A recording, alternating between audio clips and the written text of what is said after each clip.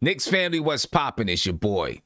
And I'm with this dude right here. Got us running guy, late once again. No, I'm going to tell you right now, his dog is going to run away because he don't know how to take his dog out. But that's another story for another day, ladies and gentlemen. We're here to have a good conversation about Mitchell Robinson and Nerlens Noel. I want to talk about these two guys because I was listening to Coach Calipari, and I'm going to play this clip. I was listening to Coach Calipari when he was talking about his Kentucky guys playing for the New York Knicks, right? Talking about his Kentucky guys playing for the New York Knicks and how he thinks Nerlens Noel may be on the verge or is ready to break out. Right? He was talking about how, Kenny Payne is with the Knicks and it's going to be great for Nerlens Noel, and he hopes that he's on the verge of a breakout. Just listen to the clip. This is John Calipari. Second thing is, right. I will be watching a lot of Knick games. Leon is a dear friend. Wes is a dear friend. Kenny, and he's like my brother. And now you got some of my guys there. Nerlens was a great pickup, and let me tell you why. It's time to break through for him. And now what they're trying to do and how they're trying to do it, they're not trying to do it in a hurry. They got a terrific coach, a proven coach, a playoff coach, and now they've just got to build within. So you heard Calipari say that he thinks Nerlens Noel could possibly break out, or thinks he's ready to break out, or it's time for him to break out because Kenny Payne is on the coaching staff for the New York Knicks. Before we even get to that, to the whole Mitchell Robinson versus Nerlens Noel, do you think Nerlens Noel can break out? He's 26 years old. He was one of those guys that Philadelphia brought in that was part of the process. Clearly, he's no longer part of the process. Tell me what you think. Yeah, so 26. Oh man, Sam. That's gonna be tough. I'm more in the latter of I know what he is. But listen, I gotta trust the coach. If John Calipari sees something that we haven't seen yet out of Nerlens Noel's, then maybe there's something there. But I mean, again, right? He's 26. He's been through a couple of good coaches. He's had Rick Carlisle. I'm trying to think. He had Alvin Gentry. He had a few good coaches, and I don't know. Again, right? We're gonna find out, but maybe there's something there. I mean, he did play really good for Dallas. He played good for OKC. He blocked. Mark not gonna like this, but he blocked the crap out of Porzingis. Like met him at the rim, right? Disrespectful type block. But what's breakout? What is breakout? Yeah, that's what I want to know. What's breakout? Because for his career, he's averaged 8 points, 6.2 rebounds, 1.2 assists. That's his career numbers. All right, let me see how many blocks he's averaged for his career. For his career, he's averaging 1.4 blocks for his career. The best season that he's had was his second year in Philadelphia, where he averaged 11.1 points per game, 8.1 rebounds, 1.5 blocks. He shot 52% from the field. All right, that was his best season in the NBA offensively, and as far as rebounds are concerned. So I think for him, right, I think a breakout year. Oh, man. But if I give out these numbers, these would be like 6 men of the year type numbers. Like, let's say 15, 10, and 2. 15, 10, and 2. 15 points, 10 rebounds, and 2 blocks. That's what you're saying. Yeah, but you're talking about that's a 6 man of the year category kind of numbers. If you come off the bench doing that, I mean, again, right? It's just really tough because it's like I'm basing this off Nolan Noel's career, where he's had good coaching. Like he's had the Billy Donovans, he's had the Rick Carlisles, the Alvin Gentry's. These are good coaches, and if they can't get it out of you, I don't know. But again, right? How much of those coaches working on development with him? I mean, I don't know if he needs to work on development anymore. Maybe he is who he is at this point. He's never played more than 30 minutes a game in his career. Right? His first season in the NBA, he averaged 30.8 minutes per game. Each year after that, his minutes have dropped. Second year, 29.3. Third year, 20.5. When he gets to his fourth year in the league, he's at like 15.7 minutes per game. That's when he was playing for Dallas. Then he goes down to 13.7. Last year, he's playing 18.5 minutes per game. Probably because he's offensively challenged. Yeah. If that's what you want to call it. Although he shot 68% from the field last season, though. You know, how does he get his shots? I mean, you got to remember he had Chris Paul setting him up. He had Chris Paul and Dennis Schroeder and SGA. They were setting him up. You have three great ball handlers setting him up for his offense. Yeah. Well, I mean, you know, I don't know. I don't see him having a year where he breaks out. Yeah. Listen, I love John Calipari, and we had a show earlier where we pretty much agreed with him, but it's like, I mean, again, right? He got his guy there. He's not going to say nothing negative about his guy. Like, we literally have, like, what? Randall, Noel, Quickly, Kevin Knox. We got 4 guys from Kentucky. So he's not going to, you know what I'm saying? He's not going to. I mean, listen, he didn't say anything. He didn't say, oh, he's this superstar great player. All he said was he thinks it's time for him to break out and that Kenny Payne can help him to break out. I do agree with that, though. I do think Kenny can get him to a good place to really have a great offseason, a great backup role. I think he can definitely do that. I mean, I'm not to say that because we don't even know yet. I don't even like to speculate the starting 5 because we really don't know. But I guess definitely see him. I will say this, right? If Mitch is who we think he's gonna be, hopefully, what we're hoping he can be, then it will be really great to not skip a beat when he sits and Noel comes in.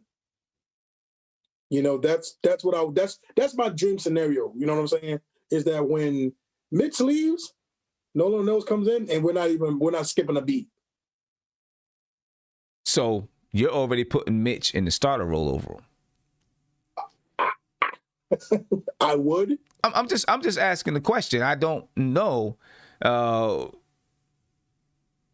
don't know. Is Mitch the bona fide starter over Nerlens Noel, or does Nerlens Noel give Mitch a run for his money for that starting position? I'll be real with you. I think he is going to give him a run for his money. I'm not even going to lie to you. Okay, because I would say that Mitch is probably penciled in as the starter. Yeah, I can see that. Probably penciled in as the starter, and then you see what happens when they get into training camp. Right. The scary thing about it is that Nerlens Noel is going to have some fundamentals that I think Mitch doesn't have. I don't want to say the scary thing about it, but I think he's going to have some fundamentals that Mitch doesn't have. Setting screens properly. Right? Better defensive positioning. I'm not talking about blocking shots. I'm talking about man-to-man defensive positioning. Mitch is very good. I'm not saying he's not. Mitch can be a quarterback back there. I've watched Mitch. I did a video kind of breaking down some of the things that he does on defense. And Mitch is very good helping off of his man, not just to block shots, but to see what's going on and to stop guys in the pick and roll. Mitch is very, very good at that. Guys run a pick and roll, and Mitch is able to, stop the ball handler and still keep an eye on his man so he can get back to him. He's very good at it. But playing defense man-to-man, one-on-one, Noel may be able to handle some of those stronger guys from the beginning. I want people, his body's more filled in. You can see that. His body is more filled in. He should be. Think, it should be. He's 26, so he should be more filled in. Yeah. Yeah, his body's filled in, and then, like you said, one thing about Mitch was, this is one reason why I'm excited that he's going to be with Tom Thibodeau, is that he's going to learn to box out, have his feet right. Because I think right now what Mitch is going off is natural ability, which that's one hell of a natural ability to have. But Mitch needs more fundamentals. Listen, I don't care if it's Kev or anybody that loves Mitchell Robinson. You can see that he needs those foundations. Like, he doesn't, listen, one thing I don't like about Mitchell Robinson, that he doesn't set screens well. They're pretty lazy and they're pretty non-existent. Down low, there's no positioning. Like, he gets rebounds because of his athleticism and his length, not because of his skills. You know what I'm saying? So it's like he has to learn all these things. Again, people got to remember, man, this dude did not go to college. I don't even think he played a college game. So he's literally coming from high school to the NBA. And again, right, he's doing good, but he got to do better. And he's going to do better. Hopefully he does better. But, it's just, he just got to learn how to get his feet better. Yeah, I mean, everything that you said, I agree with everything that you said. Noel is going to give him a run for his money when it comes to that starting spot, I believe. Right, I think he's going to give him a run for that spot. I think Mitch is going to be penciled in at that starting position, and maybe he should be. He's been here, right? He's been here.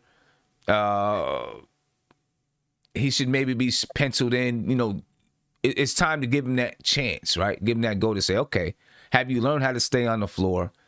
Have you learned how to, set those proper screens? Here's the problem. I don't want to say it's a problem because we always say not to pay attention to all of the videos that come out of these guys training and stuff like that. But they come out, and so we watch them. And every time I see a video of Mitch, he's either dribbling or shooting threes. I never see the work that they're putting in with him, setting screens, rolling off the screens. Like the real foundations of the game that he needs. I never see those videos. It's not to say that he's not doing it. We just don't ever see it. We always see him shooting threes or dribbling with his friends, hopefully. And I'm assuming that he is working on these parts of his game. Hey, so what's crazy though? I just want to say one thing. To Legion of Knicks podcast, who's the biggest hater in the world.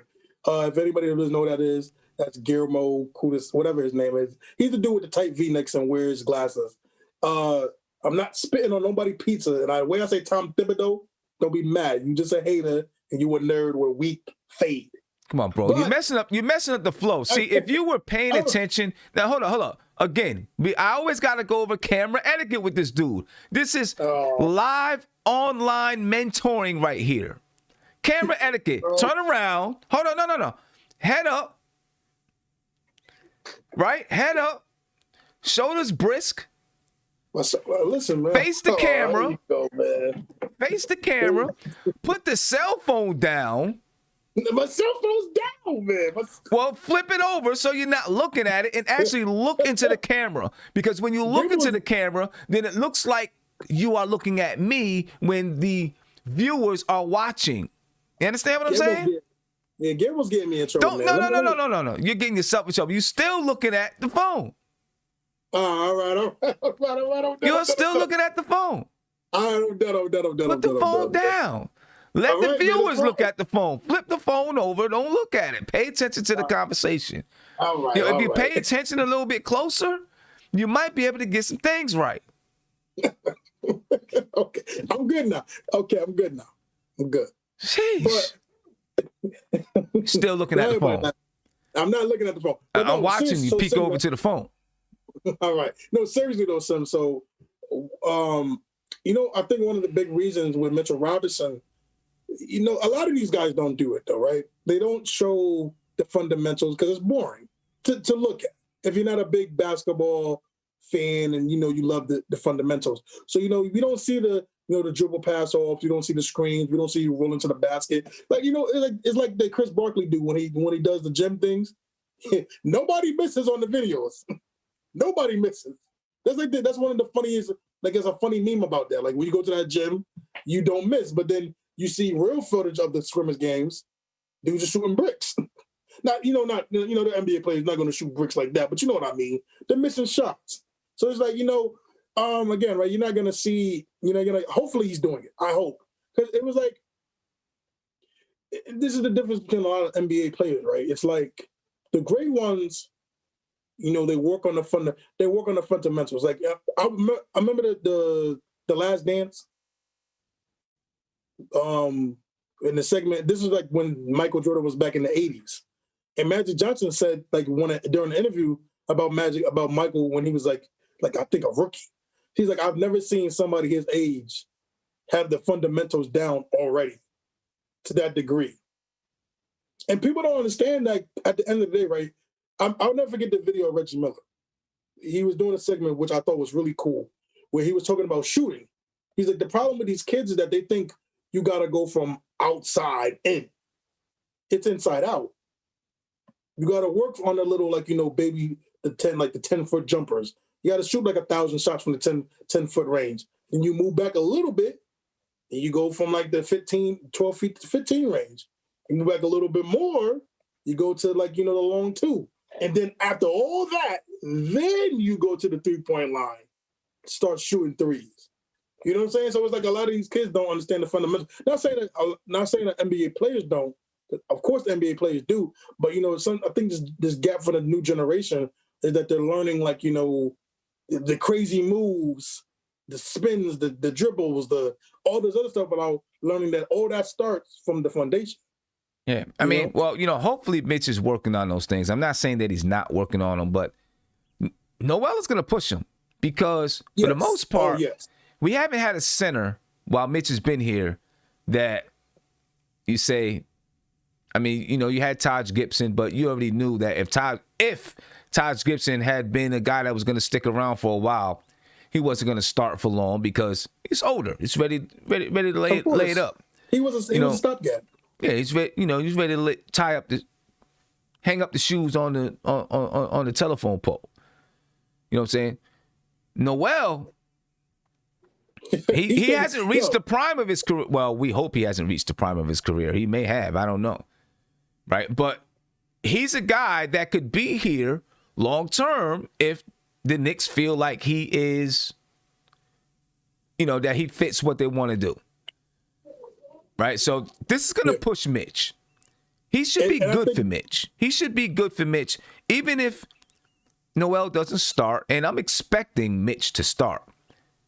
But if Noel does, if Noel does, then I would understand why, because Thibodeau likes guys that just understand what they're doing and how to play the game. And he's been in the league for a little while, so he understands how to play the game in the NBA. But if he doesn't start, he's going to push Mitch. He should be able to teach Mitch. They should be a good tandem together. But there's going to be some competition because I'm sure Noel is looking and saying, this could be my time. This could be my time. He's probably looking that way too. This could be my time to break out just a little bit. I mean, Sim, people are not going to like to hear this, but the stars are aligned for Nolan Noel. He's on a one cheap deal. So, he's automatically going to play hard because he doesn't know if he's going to get paid next year. So he's automatically going to play hard. He's in New York. He's 26. I mean, listen. And he's like, all I got to do is beat this kid that don't got the fundamentals. He's thinking like that. I mean, you got to think like that. I wouldn't want you on the Knicks if you didn't think like that. People are not going to like that, but I want you to have that mentality like, yo. I mean, and you do it as a team, though. You do it, you know what I mean? Doing it in a team way that, yo, I'm better than this guy. You know what I'm saying? I know I can service the team better than him. So listen, man, people, I would not be shocked if Tom Thibodeau said, you know what, I'm going to roll with Noel just to start. I wouldn't be shocked. We'll see. We'll see. I agree with you, though. Noel probably feels like this is maybe his chance. And he's definitely going to come with it. I'm going to tell you one thing that I am going to like, and you probably got some of it with Taj Gibson last year and other guys, but when Mitch's first year in the league, he had DeAndre Jordan, another guy that likes to joke around and play and this type of stuff. You know what? There's not going to be that kind of guy here this year. There wasn't really last year, but there's going to be a different. It's going to be a different mentality all around for Mitch this season, and I think that he's going to grow a lot this season. I really do. I think he's going to grow a lot because there's not going to be this foolish summer camp type vibe going on. It's going to be something that's a little bit more serious, a little bit more, hey, you know, we got to get this done. And I really think it's going to help Mitchell Robinson. Yeah. So, you know, so look, right. Listen, I love the Mitchell Robinson show. It was funny. It's funny. It is funny. The Mitchell Robinson was funny. You get to, you know, see your favorite Knick guy on there, and, you know, they get to cut loose. I don't think nothing in the sort of like that's gonna stop. Like, you know, because you every team has funny guys. You know it is, Sim. You know, you're serious, but you know when to play. It's your job. You know when to play and not to play. But I do think, you know, all those, like, you know, all the little pranks, like you said, the summer camp vibes. I think that's done. I think, you know, the way Fizz had these guys. Listen, I hate to do this, but Fizz, man, it was just really bad the way he handled the kids. And looking at it now, the way he was handling the kids, they looked at him like a big brother. And I don't think that's what you need in your head coach. If that's your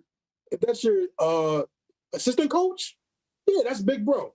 You know what I'm saying? That's big bro. But when it's your head coach, I see a head coach, and this is something how I play football, so I understand. Like, I want my head coach to be serious. That's me.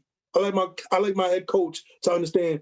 This is what we do. This is how we do it. We're gonna do it like that. Now, I would joke with my assistant, like the assistant coaches. You know what I'm saying? My defensive coach. Yeah, that's like, you know, that's big bro. You know what I'm saying? He knows how we go and everything like that. So, my coach, it's weird to say I need a little separation. If you know what I'm trying to say, I need a separation. I don't want to be able to. I get it. I don't want to be able to reach you. Yeah, in a weird way. Like it's like Bill Belichick. I feel you. I mean, I want to be able to have a relationship with my coach, but I want the kind of relationship where, you know, we can chill, but we can have a fun time, laugh and joke. But I understand that this guy is about business. I know that he cares about me. You know, I know that he wants the best for me and that he's going to push me. You know what I'm saying? Yes. And that my coach is going to keep me disciplined or help me to stay disciplined. I know I got to discipline myself, but my coach is going to help me to stay disciplined. You know, that's what I want from a coach, and I think that's what Mitch is going to get from Tom Thibodeau.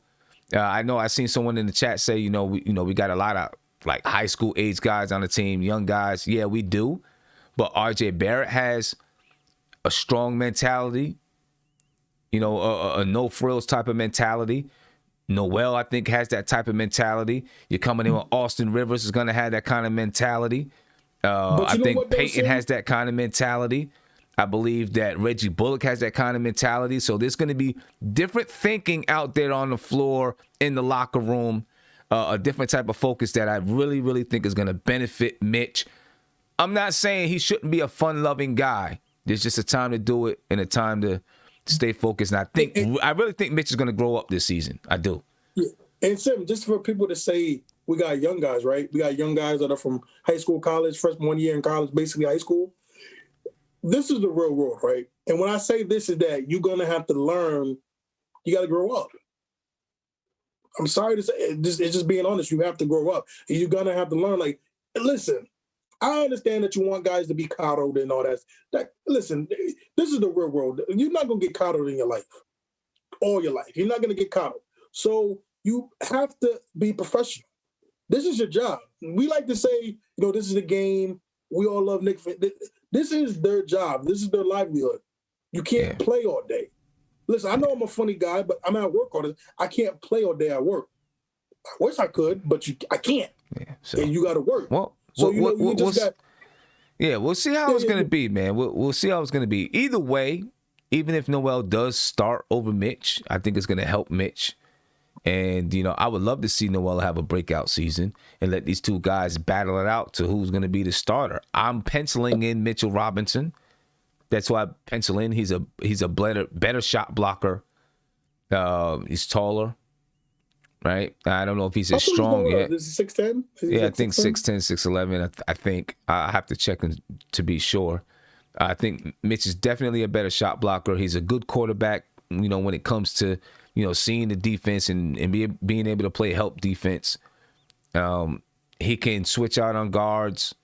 He does a great job of being able to block guys shooting 3-point shots. I've never seen a he had to lead the league in that. It's crazy. I've never seen a center be able to get out there and block those shots the way that Mitch does. So this can be really, really good for Mitch. And either way, I like the duo at center.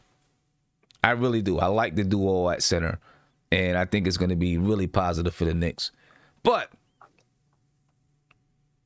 let's get to this red pepper basil pizza. Tell us what these ingredients are going to be.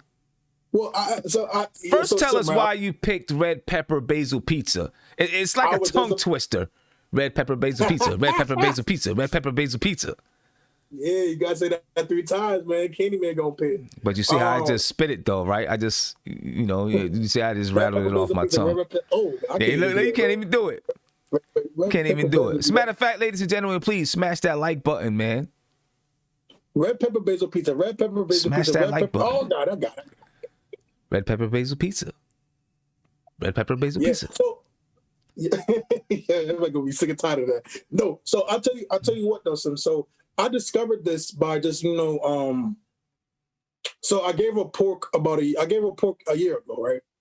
I gave her pork. I had my last bit of pork in December of last year, and I gave it up. Okay. One of the best decisions of my life. I feel so much lighter. I feel better. I don't feel. I can't describe it really crazy, but I don't feel heavy eating pork. Like I used to feel like really like heavy and like really like just when I used to eat the pork. I just felt terrible.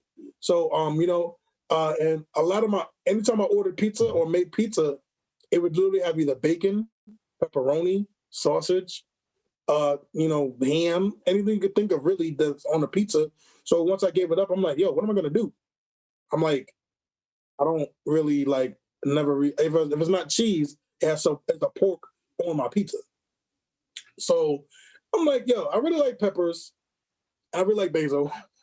I'm like, you know what? Let's do it. And then I discovered it, and I've been getting it ever since. I've been cooking it ever since, and I love it. It's really good. Mm-hmm. Feels good to eat it. So I love it. I'm sure anything that you eat feels good to eat it, but I get it. Hey guys, wait till you see, I'm gonna let Isaiah give out the ingredients, but he showed me a video of him doing some leg presses. I need to get you guys' opinion. But let's go ahead with the ingredients, and then he can show the video of him doing the leg presses, and I can get you guys' opinion. Go ahead, man. Hit me with the ingredients so we can put it up here. Oh, I was going to show you the video. Okay, so everybody, just to let you know, this is the way I do the pizza. So I get the pizza dough from the local market. So first thing first, we need the pizza dough. Okay, so they need the pizza dough. Talk to us about the pizza dough. Like, what kind of pizza dough? Regular pizza dough. Like I go to Stop and Shop to get mine. You can get frozen pizza dough from your local market. I don't know. Out here we have Stop and Shops. Okay. So all right. Go to Stop and Shop. All right, pizza dough. What else they gonna need? Of course. So the pizza sauce is really important, right? I don't use regular pizza sauce. I go to my local Italian deli. Mm-hmm. So again, right, if you don't have a Italian deli by you, then that's perfectly fine. Again, go to a Stop and Shop, go to a ShopRite or whatever you guys have. Like I said, I go to a local one to get my pizza sauce from a local Italian deli. So if you have one of those around you, I get a quart usually. I get like the little quart things. It's like $7. So really what kind of pizza sauce? Like any specific flavor in the pizza sauce, or just pizza sauce? Yeah, it's just regular pizza sauce. But, of course, you go to Italian deli, they got their own style and own flavor to it. So it's kind of really hard to really pinpoint, but because everybody likes, there's a little different. I'm more of like a tangy kind, I like a little spice to mine. So I like a little tangy in mine. So Okay. some people, I do a little tangier one. So, definitely people want to get that. Or some people like, some people like it a little mild. Some people like it. Okay, so basically they can get whatever they, whatever kind of flavorings they want, whatever seasonings they want in the pizza sauce. Yeah, All right, what's of next? Of course, you got to get your red pepper. You need a red pepper. Red pepper flavor too. Okay. And then you got to get some fresh basil. Fresh basil. We're going to do fresh basil over here. Okay. And then for the cheese, you're gonna get some mozzarella, some moots. You're gonna get some mozzarella. I usually get the I don't know if I spelled it right. How do you spell it, Isaiah? I think I spelled it wrong. Which one? Mozzarella. It's a man. Go put me on the spot. What you mean don't put you on the spot? Come on, man. All right. So it's Mozzarella.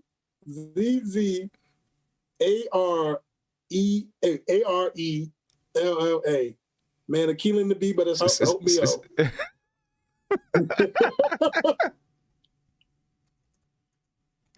All right. I'm just gonna say mozzarella. They should know what mozzarella is. Okay. All right. We got mozzarella. Mozzarella. Let's get it. Yes, sir. Listen, Kiki Palmer, holla at me. I'm kidding. But so we got the red pepper, we got the mozzarella. So I like I said, I use the Sangrito's whole milk mozzarella. That's what I use. I use whole milk mozzarella. Okay. And then you have to get the fresh mozz. So that's different from mozzarella. So you got to get the fresh mozzarella. So that's a different thing, son. So you're gonna get okay. So you're gonna get the mozzarella, then you're gonna get fresh mozzarella. Yes. So you're gonna get mozzarella in a bag, and then you're gonna get fresh mozzarella. Yep, some fresh mozzarella. Okay, so where do they go to get fresh mozzarella? Again, right, that's where you go to your local Italian delis. And I know Stop and Shop and places like that sell it too. So, so you could go there. Okay, and then what else? You said fresh basil, right? Yep, we got the fresh basil. We got mozzarella, fresh basil, red pepper, pizza sauce, pizza dough. All right, so then, just for the bottom, you can definitely you could either do cornmeal or flour for the bottom so it don't stick to the pan. Tell me which one. I usually do cornmeal. Not gonna lie to you, I do cornmeal. Then tell me cornmeal. Yeah, cornmeal. We could do cornmeal. That's about it. Let me see. And also too, so I'm gonna do a little twist to the pizza, right? All right. I gotta be a little fat with it. So we're gonna put the crust. We're gonna make that garlic butter. We're gonna put the garlic butter on the crust. So we need some garlic butter.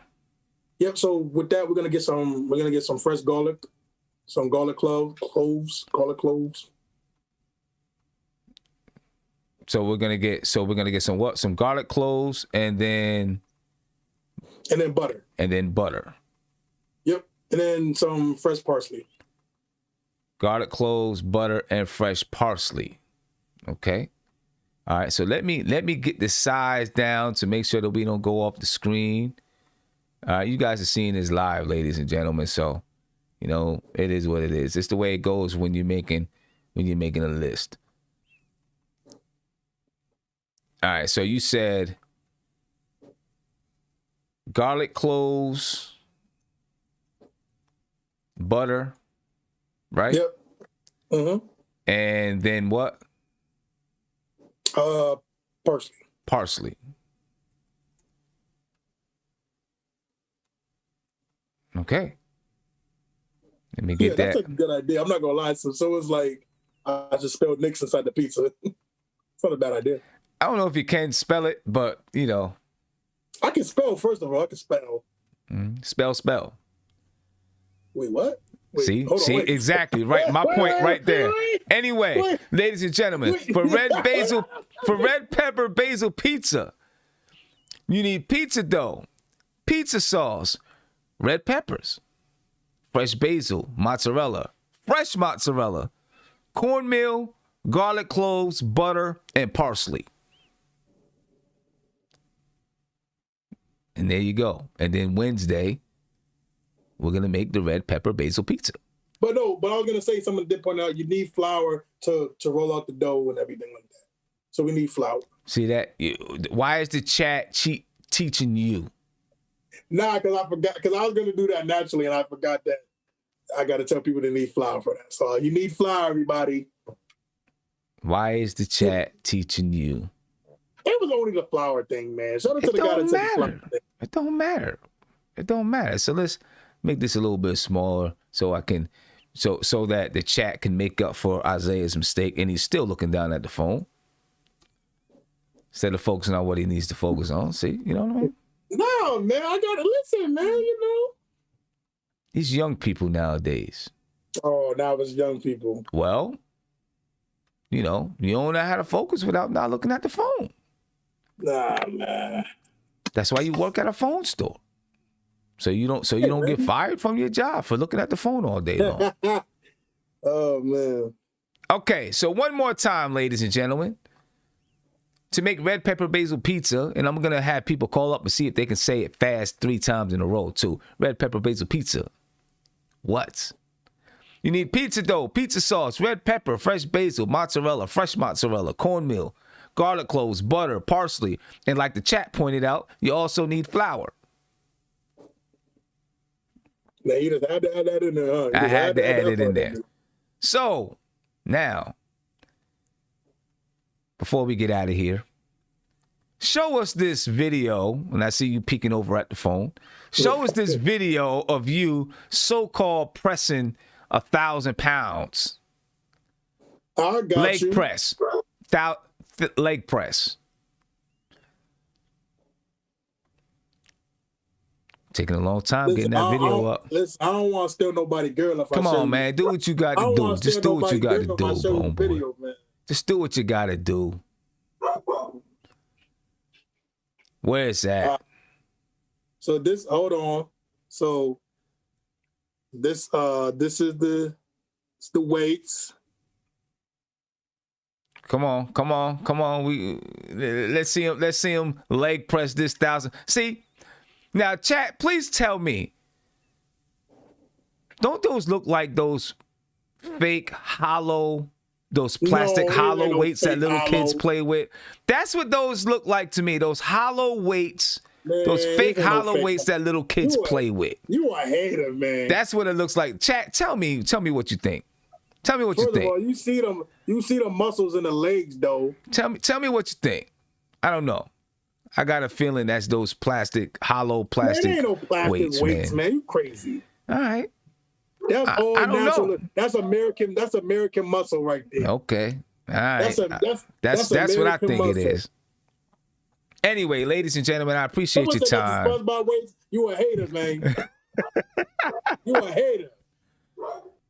Anyway, we appreciate your time, ladies and gentlemen. We're heading out of here. Remember, we're making red pepper basil pizza. Isaiah's making red pepper basil pizza on Wednesday. Yes, sir. Okay, and you see the list on the side of me, that side of me right there. See the list right there, right over here. All right, so make sure if you want to follow along on Wednesday, follow along, check out the recipe, and join us. All right, his dog is cursing him out because he didn't take him out. What do you know? Yes, I did. All right. But anyway, ladies and gentlemen, for those who tried to call, sorry we didn't get to any calls. We try to keep the show as as succinct as possible because I'm getting ready to head to basketball practice. All right. But anyway, join us on Wednesday. Drop it in the comments. What do you think about Noel and Mitchell Robinson? Tell us what you think about it. All right. We're out of here, ladies and gentlemen. Thank you for your time. Be peaceful. We're out.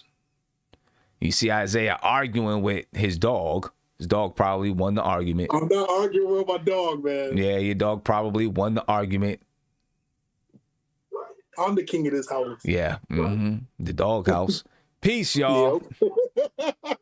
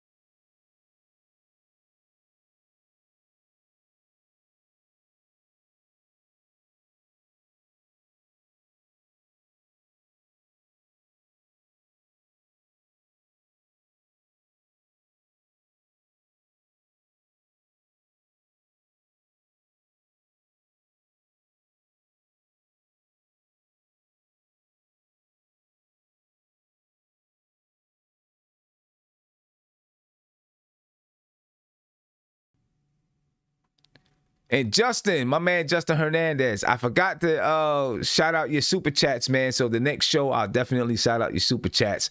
I appreciate it. Peace for real this time.